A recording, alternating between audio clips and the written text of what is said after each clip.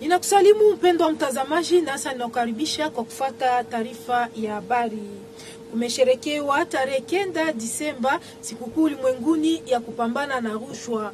Kwa hiyo katika mji mkuu wa Kinshasa kumeandaliwa sherehe ambayo iliweza kusimamiwa na Rais wa Jamhuri ya Kidemokrasia ya Kongo Felix Antoine Tshisekedi Chilombo.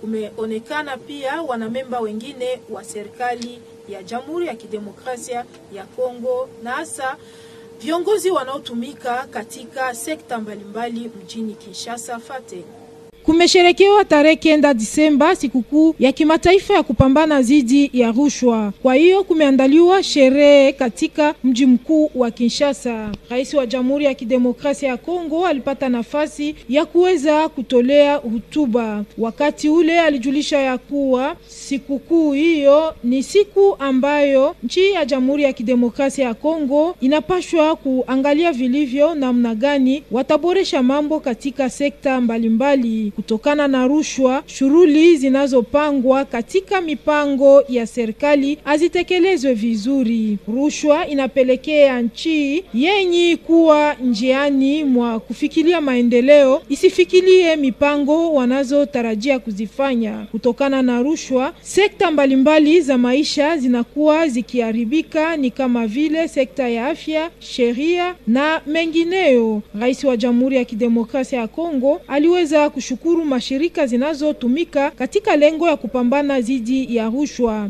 Aliahidi ya kuwa mashirika ambazo zinatumika katika lengo ya kupambana dhidi ya rushwa hata wasindikiza akiwatolea pesa ili rushwa isiendelee na kuripotiwa katika nchi ya Jamhuri ya Kidemokrasia ya Kongo. Aliendelea na kuonesha matokeo mabaya ambayo inakuwa ikiripotiwa wakati rushwa inachukua nafasi ya mbele katika nchi. Alijulisha ya kuwa wakati rushwa inaripotiwa, waanga ni wale wasiokuwa na msaada ambao wanajikuta haki yao haiheshimilike na pia mipango yao ambayo wanakuwa wakiyatarajia kuyafanya haitekelezwe vizuri kutokana na namna gani hawana pesa ya kuweza kutolea rushwa. Rushwa inapelekea maendeleo yenye kudumu yasiripotiwe nchini. Rushwa inapelekea hali ya ukeukaji wa haki za binadamu kuripotiwa katika nchi, jambo ambalo haliwezi pelekea nchi kufikiria maendeleo yenye kudumu.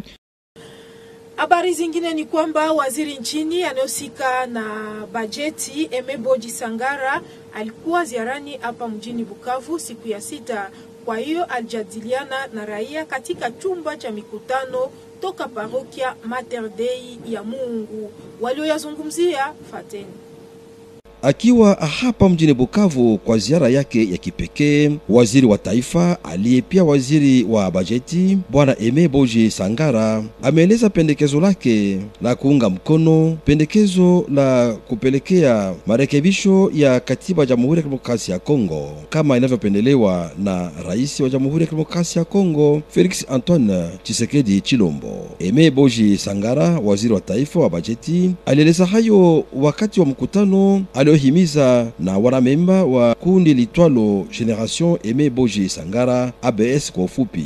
Mkutano ulioandaliwa katika chumba kikubwa cha mikutano cha parokia Mater Dei ya hapa Muhungu mtaani Banda hapa mjini.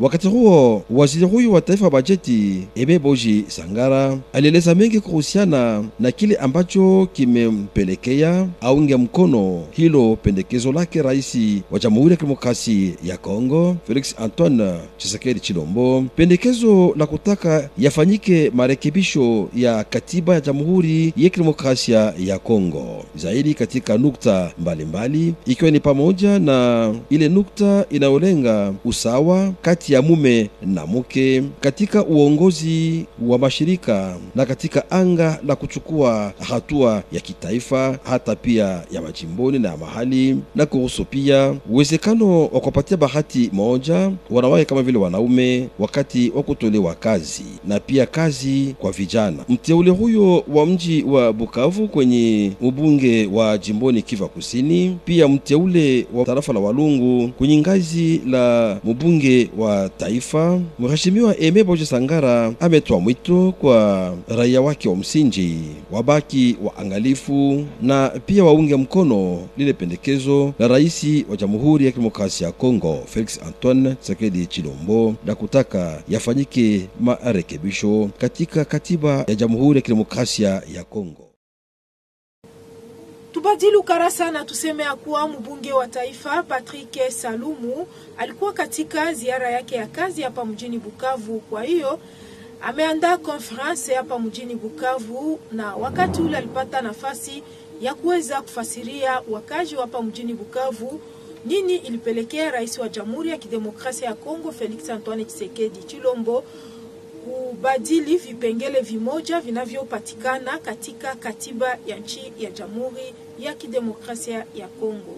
Mbunge wa taifa mteuliwa wa Bukavu Bwana Patrick Salumu Witakenge amealika waliomteua jana siku ya 6 tarehe 7 Desemba kunako chimba ya mikutano ya Koleji Alfajiri. Ukomo wake ni kuwaomba ambaye wamemchagua kuweza kuunga mkono mambo ambayo rais wa Jamhuri ya Kidemokrasia ya Kongo anaandamana nayo ya ubadilishaji wa vipengele fulani ndani ya katiba ya nchi, kwani katiba ambayo tunakuwa nayo kwa sasa hayambatani tena na maisha ya mkongomani na kuweza kuiletea suluhisho. Anaomba ubadilishaji wa vipengele vimoja ndani ya katiba ambayo itaweza saidia kuinua maisha ya mkongomani. Napenda niwaelezee wasikuwe na hata na oga kidogo.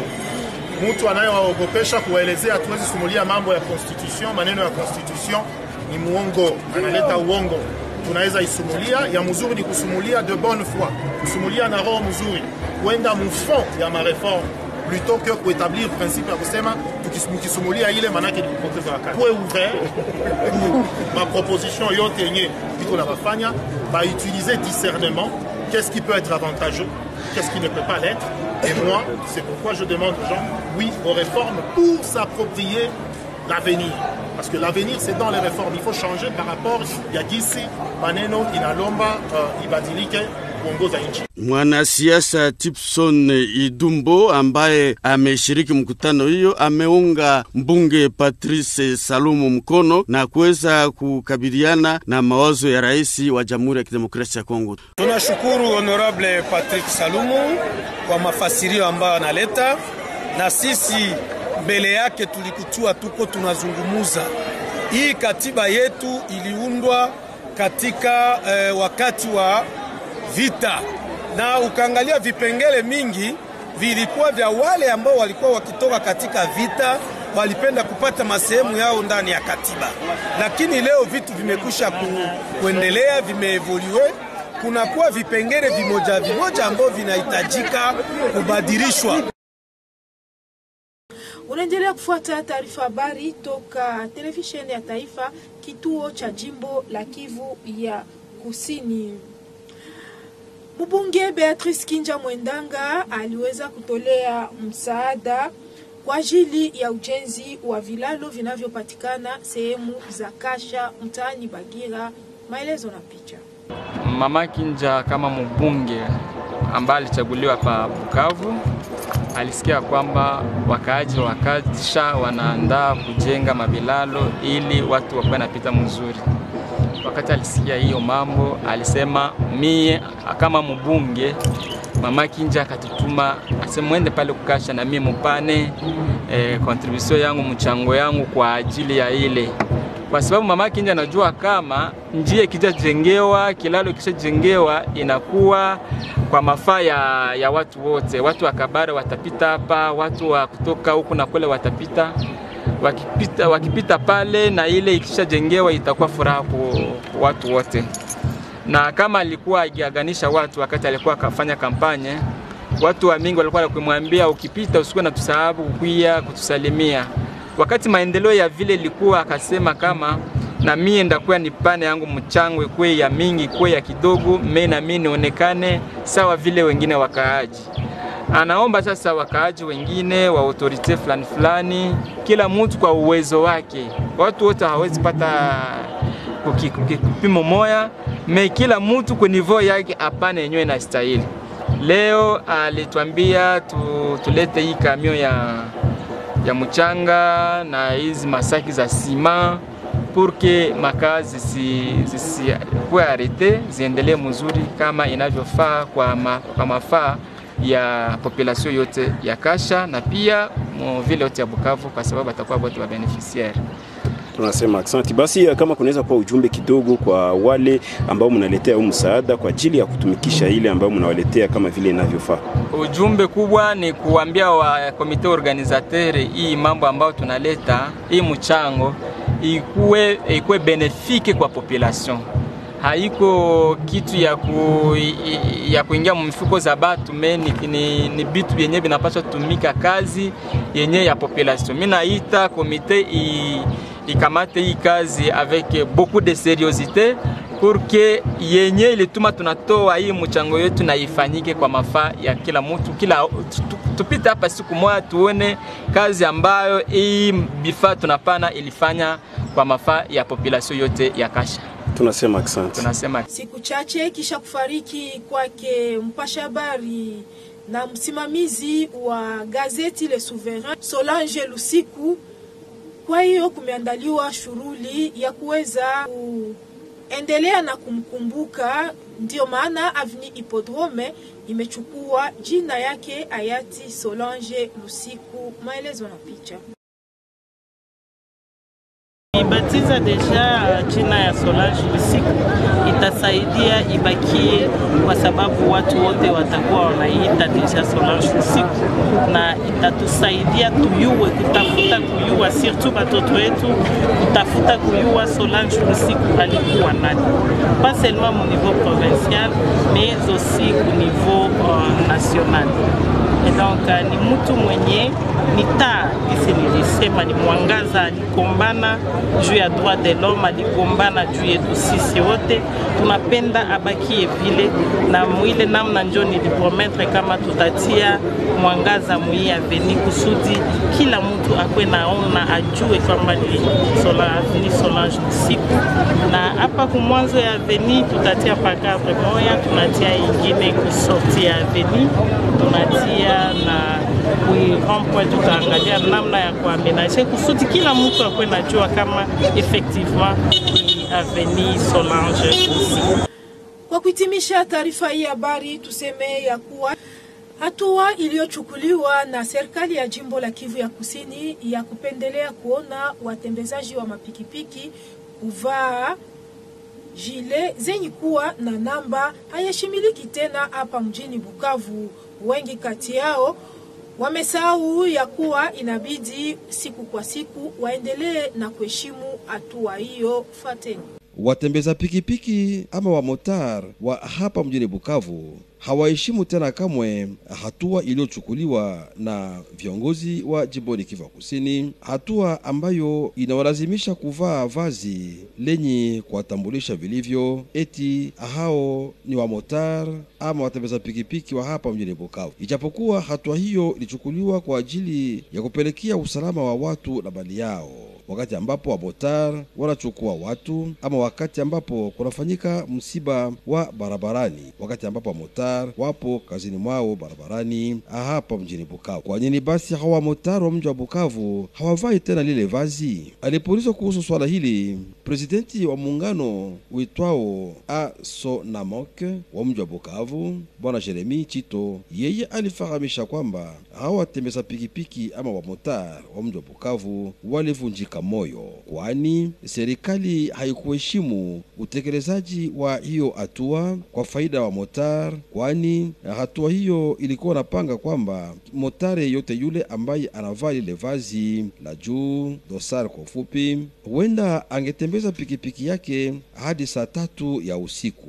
lakini wamotari wametambua kwamba hatua hiyo haikutekelezwa kwa sababu tangu tu saa 12 wakati wa jioni hao watembeza pikipiki wa motar wanatatizwa barabarani. Bwana Jeremy Chito angependelea kuona basi viongozi wa usikao katika sekta ya uchukuzi humu jimboni Kivu Kusini wakutane mara nyingine tena na hao watembeza pikipiki ama wa motar ili wachunguze mara tena lile swala na kupelekea makubaliano mapya ambayo yatapelekea mara nyingine tena wa motari hao kuvaa vazi lao la kuwatambulisha eti ni wa motar, na pia serikali itekeleze majukumu yake kuhusu sekta hiyo ya uchukuzi kwa njia ya pikipiki. Tukumbusha kwamba hatua hiyo ilikuwa pia inalenga kuweka usawa katika sekta hiyo ya uchukuzi wa watu katika pikipiki ama moto, kwa sababu hiyo kazi ilianza kufanyika hata na wageni, hali ambayo ilikuwa inapelekea pia usalama mdogo katika mji wa Bukavu.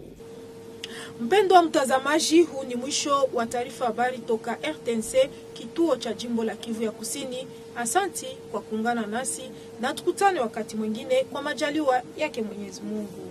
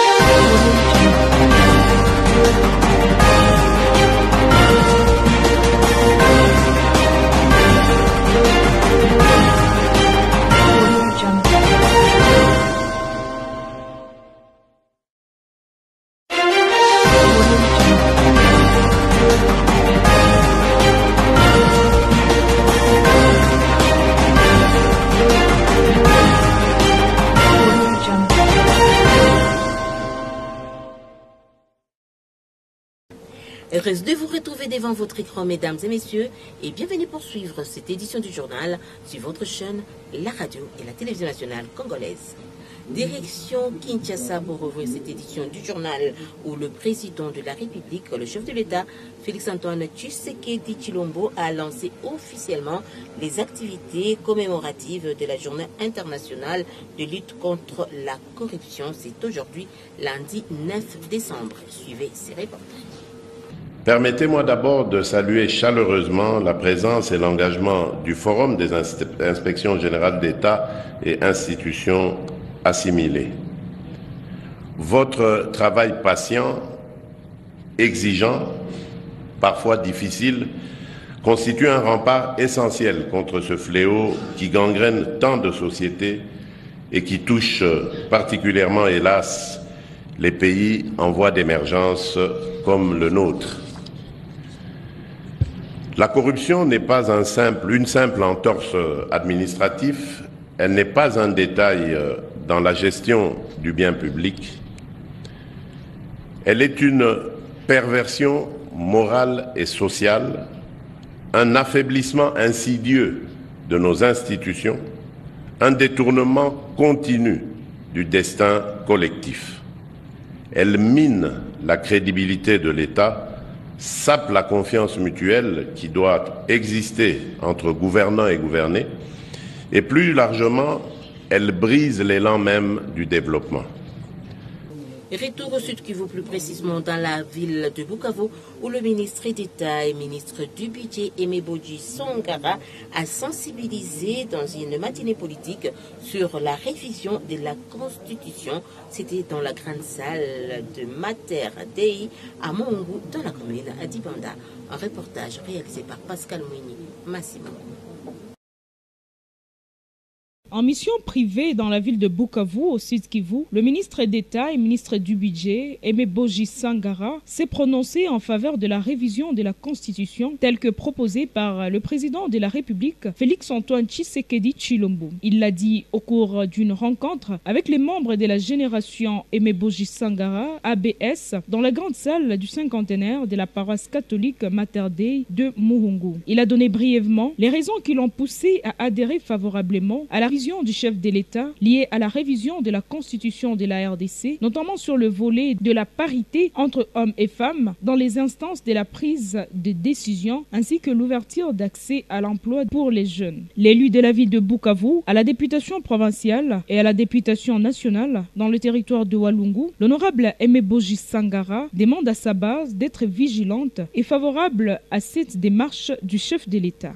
Aujourd'hui, il y a un sujet majeur qui est de nature politique, mais la politique concerne tout le monde. Bien que nous sommes là dans le cadre de l'ASBL, je suis quand même un élu du peuple, ici à Bukavu et à Walungu, et je ne pouvais pas ne pas échanger avec la population sur cette question qui fait couler beaucoup d'encre et de salive autour de la proposition faite par l'autorité suprême, le président de la République, son Excellence Félix-Antoine Tshisekedi Tshilombo, sur un éventuel changement ou modification de la Constitution. J'ai décidé d'échanger avec la population parce qu'il y a beaucoup de manipulations et il y a beaucoup d'intoxication.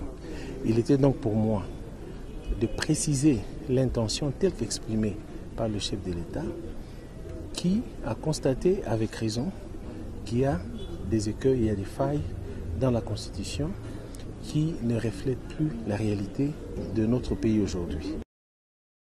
Dans ce même chapitre, l'honorable Patrick Salomon, élu du Sud Kivu, a animé le week-end dernier une conférence débat par rapport au changement de la Constitution.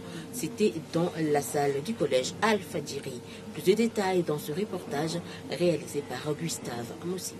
Réformer les institutions et préparer l'avenir, thème de la conférence débat animée hier samedi par l'honorable Patrick Salomon Witakenge dans la grande salle du collège Al-Fadjiri dans la commune d'Ibanda à l'intention des membres de sa base électorale mais aussi de son parti politique l'UDPS.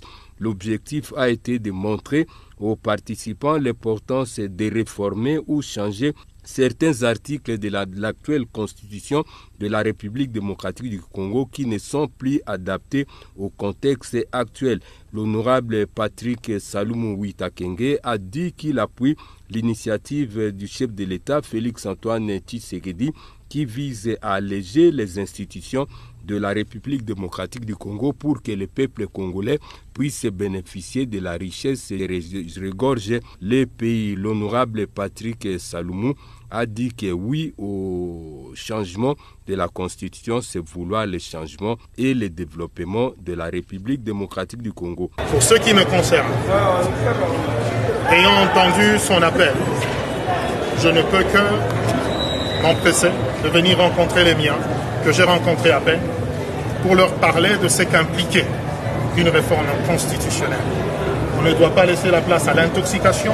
C'est question de s'expliquer, de se comprendre en tant que citoyen, et de comprendre qu'avec un peu de bonne foi, les choses peuvent bouger dans notre pays, parce que ce ne sont que les réformes qui peuvent nous permettre d'aller de l'avant. Après échange et débat, les participants à la conférence ont trouvé qu'il est temps de regarder dans la même direction et d'emboîter les pas à la vision du chef de l'État pour que les choses aillent mieux dans notre pays. La cérémonie s'est clôturée par la remise de cadeaux à l'honorable Patrick Salomon Witakenge pour sa bravoure et sa reconnaissance et surtout sa fidélité à la base qu'il a élue lors des élections de 2023. Plusieurs notables de Bukavu et autres personnalités politiques, religieuses et scientifiques ont rehaussé de leur présence cette cérémonie. Direction commune de Bagira où l'honorable Béatrice Kinja Mwendanga a voulu au secours avec une enveloppe dont le montant n'a pas été révélé à la population d'Ekacha pour la construction de différents ponts dans cette partie de la commune de Bagira. Un reportage réalisé par Jean-Claude Mouimouzi. Mama Kinja Mwendanga, c'est une femme qui a été élue, une députée provinciale élue de la ville de Bukavu. Elle sait vivre toutes les situations que traverse sa ville, sa circonscription électorale. Elle a été informée qu'il y a des travaux qui s'effectuent au niveau des Kasha et qui a nécessité son aide, son intervention. Elle, en tant qu'élue dans sa base électorale, elle a dit ne pas garder silence, croiser les bras vis-à-vis de ce qui s'est fait là. D'une commune à une autre, nous allons nous rendre dans la commune d'Ibanda où le bourgmestre de cette commune, Madame Toto Safari Chimanuka, a procédé à la débaptisation de l'avenue Hippodrome au nom de Solange Lucikou. C'est aujourd'hui, lundi 9 décembre. Plus de détails dans ce reportage réalisé par Jean-Claude Kouimoussi. On va mettre deux statues à l'entrée de l'avenue et à la sortie de l'avenue. Et je vais tout faire pour que cette avenue soit lumineuse parce que c'est une lumière qui continue à nous éclairer et je veux que les filles spécialement comprennent qu'étant une femme, on peut faire un changement, on peut développer, on peut se battre pour notre pays. Autre chose dans cette édition du journal, les motards de la ville de Bukavu ont depuis un certain temps refusé de porter les gilets d'identification au motif que le gouvernorat n'a pas respecté l'accord signé par les autorités. Un reportage réalisé par Gustave Moussibi. Suivez. Le motocycliste de Bukavu ont foulé au pied la mesure des autorités provinciales qui est de porter obligatoire des dorsales identifiant tous les motards. Cela avait comme objectif de sécuriser les habitants en identifiant clairement les motocyclistes en cas d'un éventuel accident. Après une longue période d'observation, un reporter de la RTNC s'est déplacé ce lundi 9 décembre vers les concernés, c'est-à-dire vers les motocyclistes et les responsables des associations qui les gèrent, pour savoir la cause de ces relâchements. Pour le président de l'association pour la solidarité nationale des motocyclistes au Congo, à son amok, ville de Bukavu, Jérémy Chito a dit que les motards ont été découragés suite au non-respect des accords entre le gouvernement provincial et les motocyclistes. Notamment, les motards qui portaient ces dorsales devraient fonctionner en toute sécurité jusqu'à 21h sur l'étendue de la ville de Bukavu, mais hélas, cette mesure n'a pas été respectée car les motocyclistes étaient toujours victimes de tracasseries à partir de 18h pour ne citer que cela. Jérémy Chito souhaite voir les autorités en charge des transports en commun de s'asseoir encore une fois avec les associations des motards afin de voir comment relancer à cette mesure de port des dorsales d'identification des motocyclistes car la sécurité de la population en dépend. Pour rappel, cette mesure avait comme deuxième objectif d'assainir ces secteurs qui étaient déjà infiltrés par des motocyclistes étrangers qui étaient à la base de beaucoup d'insécurité. Mesdames et messieurs, chers téléspectateurs, chères téléspectatrices de la RTNC Bukavu, c'est par ici que se clôture cette édition du journal sur votre chaîne, la radio, la télévision nationale congolaise. Merci à vous de nous avoir suivis et restez toujours branchés sur les antennes de la RTNC.